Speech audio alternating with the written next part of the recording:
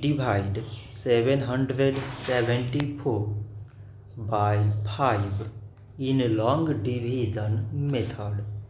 5 times 1 is 5. On subtracting we get 2. So now we put down this 7 and it is 27.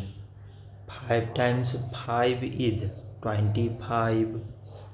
On subtracting we get 2. So again we put down this 4 and it is 24.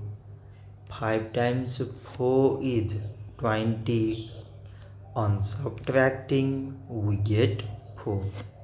So now we have no any other number to put it down. So we take here decimal, so that we put 0. So it is 40 and 5 times 8 is 40. On subtracting we get 0.